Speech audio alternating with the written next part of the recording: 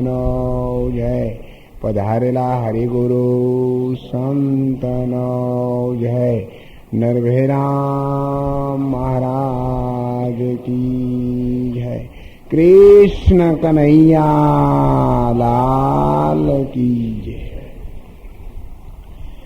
આસન પર વિરાજમાન ગીતા અને ભાગવત એ ધર્મના પાયા છે.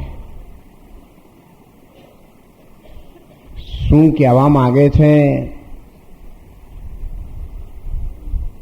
આપણે શું સમજીએ છીએ? ક્યારેક આપણે એ કામ કર્યું હોય પણ શા માટે કર્યું છે એની આપણને ખબર ન હોય. આપણે લગ્ન કરીએ એટલે 4 ફેરા ફરીએ, પછી ગોર મહારાજ કે ભાઈ પેલો પથરો પડ્યો એના પગનો અંગૂઠો અડાડો, એટલે અડાડીએ ખરા પણ પછી શું કરવા એ અંગૂઠો અડાડ્યો છે ને એ 2-3 છોકરાનો બાપ થાય તો ખબર ન પડે. પણ લીટું ચાલ્યું આવે છે એટલે આપણે કરીએ છીએ, આપણે જોઈએ છીએ, પણ એવું શા માટે કર્યું છે એ ક્યારેય વિચાર્યું નથી. માનવ દેહ આપણને મળ્યો છે, એની મજા આપણે બધી લઈએ છીએ, ખાવાની, પીવાની, હરવાની, ફરવાની. પણ શા માટે મળ્યો છે એ તો જેના ભાગ્યમાં નિર્માણ થયું છે, પરમાત્માની કૃપા ઉતરેલી છે, જેને સંચિતમાં કંઈક જમા હશે અને એ પૂર્ણ કક્ષાએ પહોંચાડવા માટે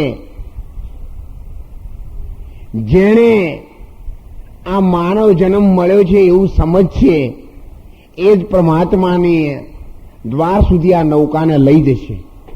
માનવ દેહ ભગવાનના દરવાજે પહોંચવાની એક નૌકા છે. જો એમાં કોઈ પણ જગ્યાએ કાણું પડી ગયું તો માની લેજો ગમે એવું નાવડું છે પણ એ ભર દરિયામાં ડૂબ્યા સિવાય રહેશે નહીં. આ દેહ છે એક માતાજીના ગરબા જેવો છે. નવરાત્રી તમે માતાજીનો ગરબો બનાવો ત્યારે માટલી એકદમ ચારે બાજુથી સારી હોય, પણ ગરબો એને કહેવાય કે એને કાણો પાડવામાં આવે અને વચ્ચે દીવો મૂકવામાં આવે અને દીવો કાણમ થઈને દેખાય ત્યારે એને ગરબો કહેવાય. આ દેહ છે ને એને 10 દરવાજા છે. માતાજીના ગરબાને જેમ કાણો હોય તેમ, અને અંદર એક પરમાત્માના નામની જ્યોત જળી રહી છે. એ દીવો બંધ થાય એટલે ગરબાની કિંમત કોઈ ના રહે. અને અહીંયા જયારે જ્યોત બુઝાઈ જાય ને પછી માતા ભાઈ ઘરવાળી જે આપણા ઘરવાળા હોય પણ એવું કોઈ દાડો નથી કે તાણ અઠવાડિયું રાખો.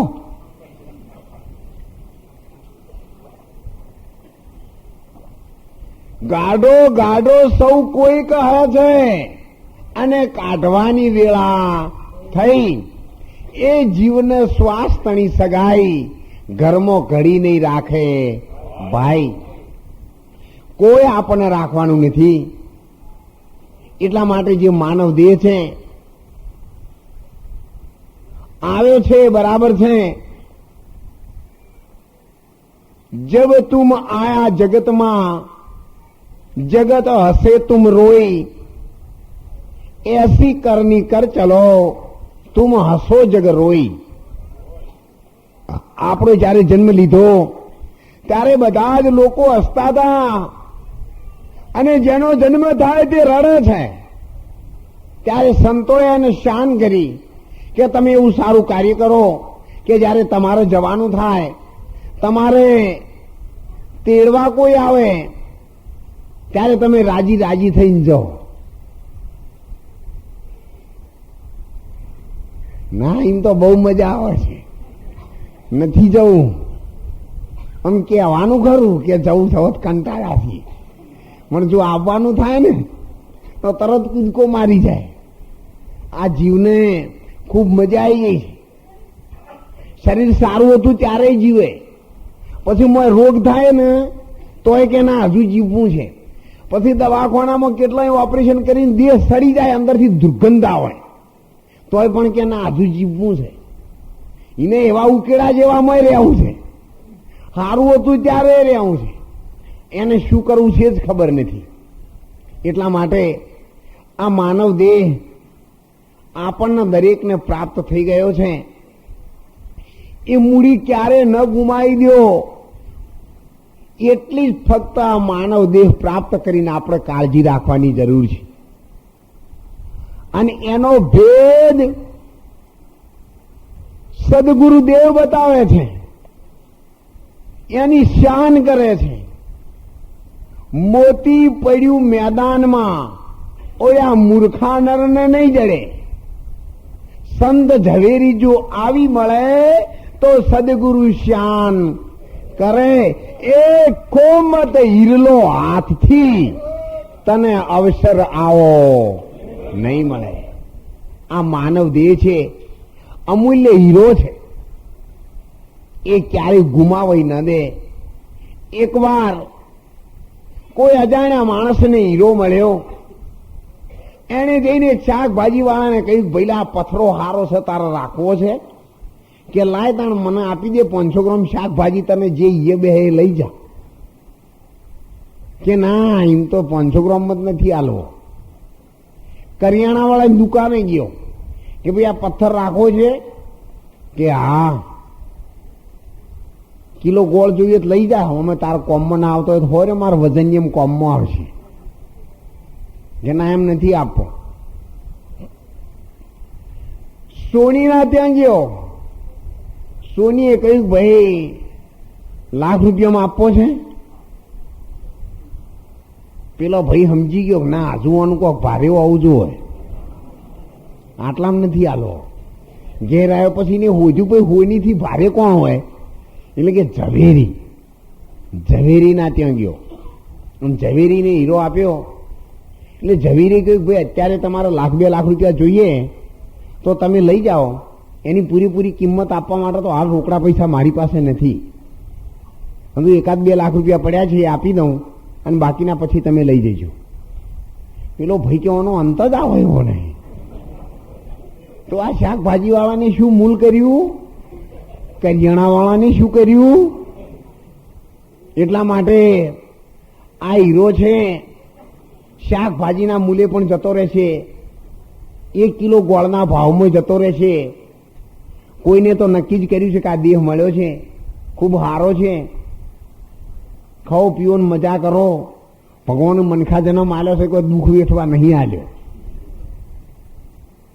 કોઈ એમ મરી જાય, કોઈને વળી જુવાની હોય, શરીર સારું હોય એટલે વ્યસનની અંદર, કોઈ બીડીમાં, કોઈ ચલમમાં, કોઈ ગોંજામાં, કોઈ સુકામાં, કોઈ દારૂમાં, કોઈ વિષયમાં, કોઈ વિકારોમાં. એને ખબર પડે કે આ બસ દેહ તો આ વ્યસન વિકાર માટે જ મળ્યો છે, એટલે એમાં જ મચાને આખી જિંદગી પૂરી કરી નાખે. પછી તો બહુ યાદ આવે પાછું, દોધ પડી ગયા પછી હાકર ખાવાનું, પરંતુ પછી કઈ કામમાં ના આવે. થાક્યા પછીનું ગમે એટલું તીરથ નજીક હોય તો એ પણ નકામું, અને રોંડ્યા પછીનું ડાપણ નકામું. એટલા માટે પછી યાદ આવો કરે રે પ્રતિવર્તાનો ધર્મ પાળી માર ઘરવાળાની સેવા કરી હોત તો સારું હતું. આ 11 આવે એટલે ઉપવાસ કરે અને બધા કીડીઓના નગરા પૂરે, અને ઘેર આવે એટલે ઘરના ધણીને આ નગરા પૂરેલો શું કોમમાં આવે. ભાઈ શ્રાવણ મહિનાનો ઉપવાસ રાખે, દરરોજ શંકર ભગવાનના મંદિરે જાય, અંબાજી માતા હેડતા જાય, અને ઘરવાળી રોજ મારે તો માતાજી કૃપા કરે કે તું મારી બુનને રોજ મારું છું ને પછી વળી મારું દર્શન કરવા આવું છે. એટલા માટે તમે દરેકમાં લક્ષ્મીજીનું સ્વરૂપ જુઓ અને પુરુષોમાં તમે પરમાત્માનું સ્વરૂપ જુઓ તો ક્યારેય તમારા જીવનમાં તમારી પાછી પાની નહીં થાય. પરમાત્મા તમારી સાથે છે. એક બહુ જૂની કહેવત છે, तुलसी संसार में भात भात के लोग सबसे हिल मिल चालिए नदी नाव संजोग. સમયને ઓળખે તેનું નામ સંત. જે સમયને ઓળખી શકતું નથી એ સંતની વ્યાખ્યામાં ક્યારે આવી શકતું નથી. અને એટલા જ માટે આપણા સંતોએ આપણને ચેતાવવા માટે શાસ્ત્રો, વેદો, અહમ બ્રહ્મ અસ્મિ, હું સ્વયં સત્યમ પ્રજ્ઞાનમ બ્રહ્મ, હું સ્વયં પોતે બ્રહ્મ છું, સર્વ ખલુ ઇદમ બ્રહ્મ, અણુ અણુમાં ઈશ્વર છે. પણ એવું કહેવાય છે જ્યાં સુધી આપણે નક્કી ન કરીએ ત્યાં સુધી બીજાના કહેવાથી આપણું કલ્યાણ થતું નથી. બીજાના ખેતરમાં ગમે એટલી બાજરી પાકે પણ તમારા ખેતરમાં નહીં પાકે ત્યાં સુધી ક્યારેય તમે સુખી થઈ શકશો નહીં. બીજાના હાથમાં પ્રસાદ હશે અને એ મોઢામાં નાખશે તો તમારા મોઢામાં ગળપણ ક્યારેય આવશે નહીં. એ ગળપણ લાવવા માટે તમારે તમારા મોઢામાં પ્રસાદ નાખવાની જરૂર છે. એમ ભગવાનનું જે નામ છે, તું રામ સુમર સુખ ધામ જગત મેં જીવન 2 दिन का, 2 દિવસનું જીવન છે દરેકનું. હો, તમારા મને 60 વર્ષ ને 70 વર્ષ ને 90 વર્ષ ગણો છો ને, એ તો બધી આપણી એક ભૂલ છે. 2 દિવસનું જીવન છે, એમાં 1 દિવસ દરેકનો ચાલ્યો ગયો છે જન્મવાનો. હવે 1 જ દિવસ બાકી છે. શાનો? દરેકને ખબર છે, પણ કોણ નામ લે મરવાનું? જીવવાનું આવે તો હવ રાજી થાય, પણ મરવાનું આવે તો કોઈ રાજી થતું. ફક્ત એક સંત રાજી થાય, જે કયામતનો દિવસ કહેવાય છે, જે છેલ્લી ઘડી છે. આ કાયામાં માતાના ઉદરમાં જ્યારે આ દેહ હોય છે ત્યારે એના ઉપર પાતળું ચામડીનું એક પડ હોય છે. 9 દરવાજા બંધ હોય છે અને 10મો દરવાજો ફક્ત એક ખુલ્લો હોય. અને 10મા દરવાજાથી આ બાળકના શરીરનું આખું સંચાલન એના માતાના બોડી દ્વારા થતું હોય, બધી જ જાતનું. જ્યારે જન્મ લે ત્યારે ઉપરની ચામડી ઓર કાપી નાખવામાં આવે, એટલે 9 દરવાજા ખુલ્લા થઈ જાય અને 10મો દરવાજો બંધ થઈ જાય. એ દિવસે જ બંધ થયો છે. જ્યારે શ્વાસ ચાલુ થાય એટલે ફટ લઈને 10મા દરવાજે લગા તાલા, એ મિલે સદગુરુ તો વાવ જીયાલા. જ્યાં સુધી સાચા સદગુરુ મળતા નથી ત્યાં સુધી એ દરવાજો પાછો ફરીથી ક્યારેય ખુલતો નથી. 9 દરવાજે નવી નવી રમતો અને 10મા દરવાજે હીરો દર્શાય. અને જેને સંતોની ભાષામાં કહીએ તો જે 10મો દ્વાર છે એ જ 10મો અવતાર છે. ભલે આ જગતમાં 50 અવતાર થયા પણ એનાથી તમારું શું કલ્યાણ થાય? તમને એ સમજણ પડવી જોઈએ. એના ભેદની સંતોએ શાન કરી હોય. અને શાન એકવાર એક દ્રષ્ટાંતમાં કહ્યું છે કે એક વાણિયાના દીકરાને એના બાપુજીએ ચોપડામાં લખ્યું કે બેટા, ચૈત્ર સુદ પૂનમના દિવસે આપણા ઘરની આગળ મંદિર છે, એ મંદિરના શિખરમાં સવારે 9:15 વાગે ધન દાટેલું છે, તું લઈ લેજે. મને દેવ થયા પછી તો તારું કલ્યાણ થઈ જશે. છોકરાએ ચોપડો વાંચ્યો, બાપા દેવ થઈ ગયા પછી મંદિરનું શિખર તોડી નખાયું પૂનમના દાડે. પણ અંદરથી કઈ ન મળ્યું. ચારે બાજુથી ઘણી મહેનત કરી, લૂંટાઈ ગયો. ખૂબ ખર્ચો કર્યો, મંદિરના પાયા સુધી ખોદી નાખ્યું.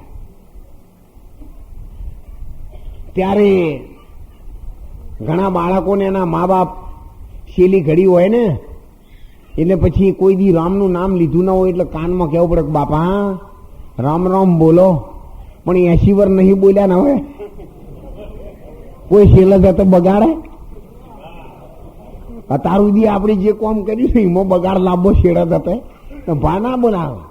પણ પછી ભાને એકદમ 2-3 દિવસ થાય ને એકદમ સૂજા હોય એટલે આમ અવાજ કરે, હું બોલી ના શકે એટલે ફોન કરે.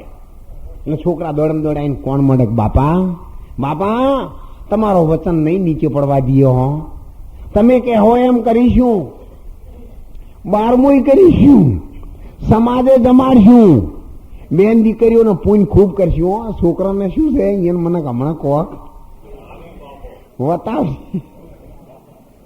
છોકરા બાપા પર જીગર ઘાલીને બોલ્યા, હો બાપા કહો તમે તારો જે ક્યાં હોય, ભાઈ પેલી હાવેણી છે ને પાડું ખાઈ જાય, તમે લઈ લો.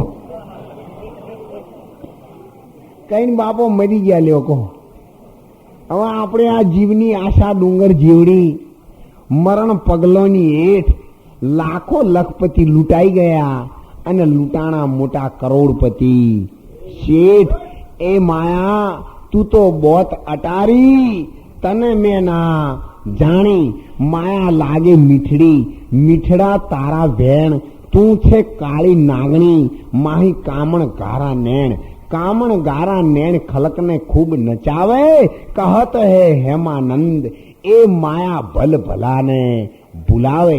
જોગી લૂંટ્યા, ભોગી લૂંટ્યા અને લૂંટ્યા શંકર નેજા ધારી.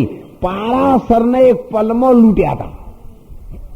પારાસર મુનિ 1000 વર્ષનું તપશ્ચર્યા કરી અને જયારે નદીના આ કિનારેથી સામા કિનારે જવા માટે નીકળ્યા ત્યારે ભરપૂર નદી આવતી હતી, જઈ શકાય એવું નહોતું. ત્યારે ઢીમ્મર માછીમારના ત્યાં ગયા. માછીમાર બીમાર હતો. ત્યારે એની જુવાન દીકરી હતી, એને કીધું બાપુ તો મહાત્મા છે, સાધુ છે અને એમને ભજન સત્સંગમાં જવાનો વચન ભરેલો હોય તો એમનો વચન તૂટી જાય એના કરતા એમને દેહ પડી જાય એ સારું. માટે હું ભગવાનના કાર્યમાં મદદ કરવા માટે જો આપની આજ્ઞા હોય તો હું જાઉં. ત્યારે એના બાપે કહ્યું, બેટા પૂનમની આટલી બધી રાત્રિ છે, તું ભર જુવાન છે, સુંદર છે અને તારે આવા સાધુની સાથે જવાય નહીં. ના બાપા મને જવા દો, મહારાજ શ્રી પોતે મહાન યોગી તપસ્વી છે. જ્યાં મચ ગંગા નીકળી, બાપુને બેસાડ્યા નાવડીમાં. પૂનમની મધરાત્રિએ મચ ગંગાના માઢા ઉપર ચંદ્રમાનો પ્રકાશ પાણીમાં પડતો હતો અને પાણીનું પ્રતિબિંબ મચ ગંગાના માઢા ઉપર જયારે પડ્યું ત્યારે એના તેજમાં અતિ વધારો થઈ ગયો. મહાત્માએ જોયું કે આટલું બધું તેજ કોનું પડે છે. આમ જોયું તો ઓહો, ઢીમ્મરની છોકરી આટલી બધી સ્વરૂપાન રૂપાળી ક્યારે ન હોઈ શકે. ઘીનો ઘડો અગ્નિ ધરીએ, એ જેને ઉકળવાના દઈએ. સંતો ભાઈઓ આવો આપણે પ્રેમ થકી મળીએ. જેસલે પણ એક ભજનમાં કહેલું છે, જેસલ કરી લે વિચાર, એ માથે જમકેરો માર. આપણે હજુ જેસલને કહીએ છીએ, જેસલને તો માર મટી ગયો છે, હવે કને બાકી રહ્યો છે.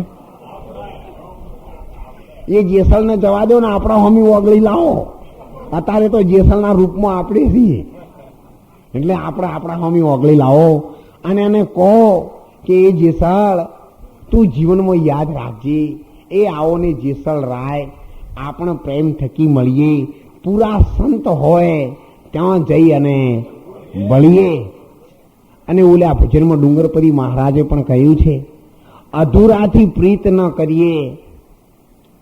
ગમે ત્યારે બોલે જન બંધ નહીં, મરમ નહીં મન માય.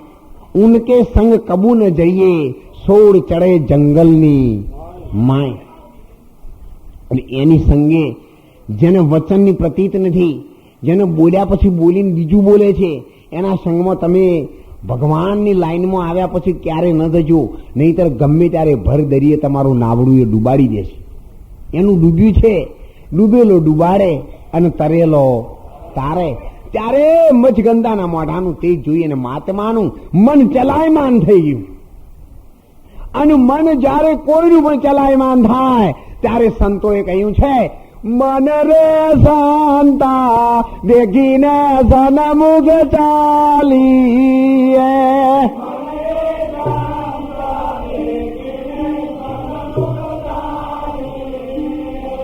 ડગલે પગલે ગના પાળવાય સામૈયાર ગુરુ શાંત ના. ડગલે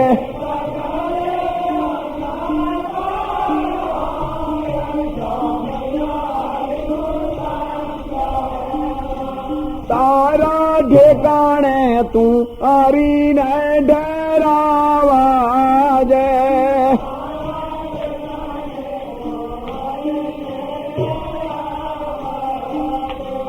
એવું સમાજમાં સુખદાય સામૈયાર ગુરુ શાંત ના. એવું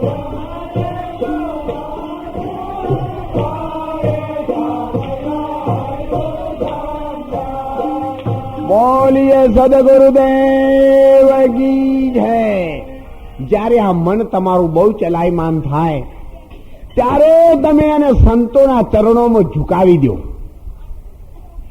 કોઈ પણ જ્યારે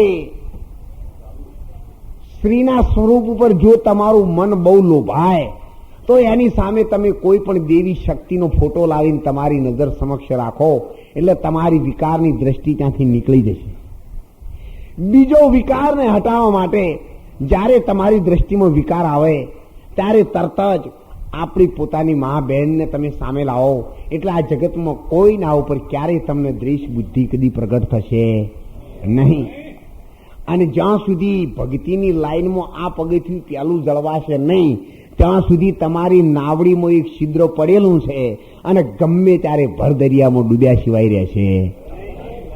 ભક્તિના માર્ગમાં સૌથી સહેલું પણ અટપટું આ એક, એમાં આ એક જ વસ્તુ અટપટી છે અને ભલભલાને ભૂલાવી દીધેલા છે.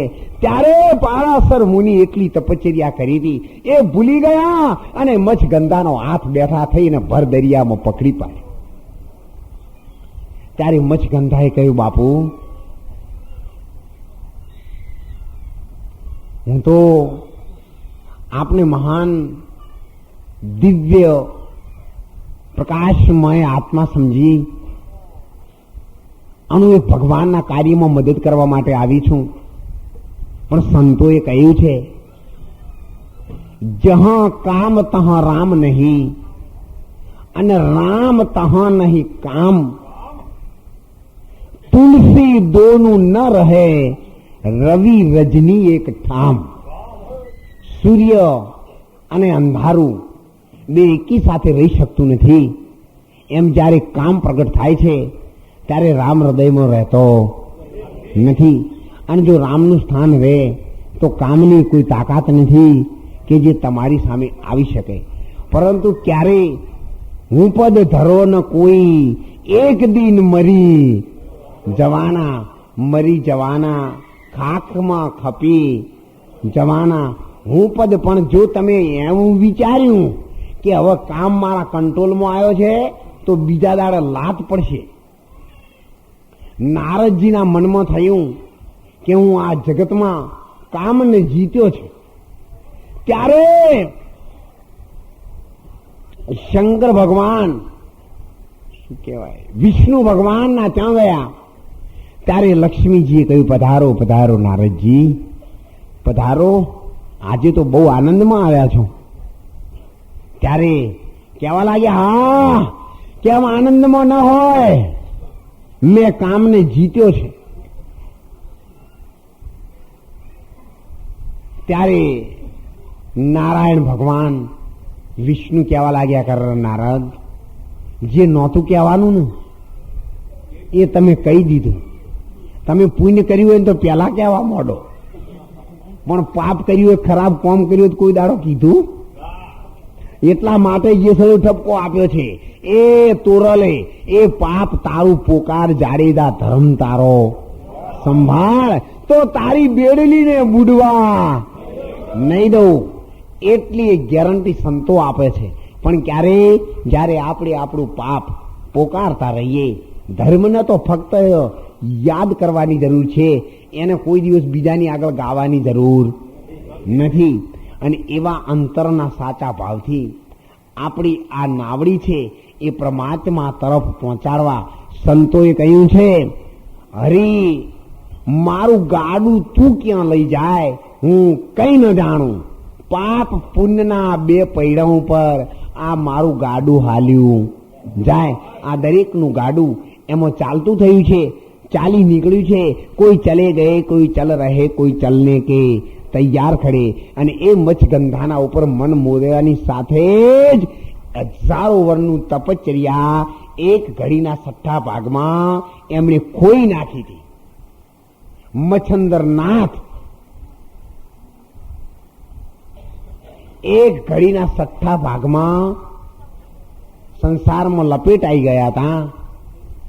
અને એ જ નારદજી જ્યારે મનમાં એવી અહંકાર કરી અને પૃથ્વી લોક ઉપર આવ્યા, ત્યારે પરમાત્માએ એમની પરીક્ષા કરવા માટે વચ્ચે નગર બનાવ્યું.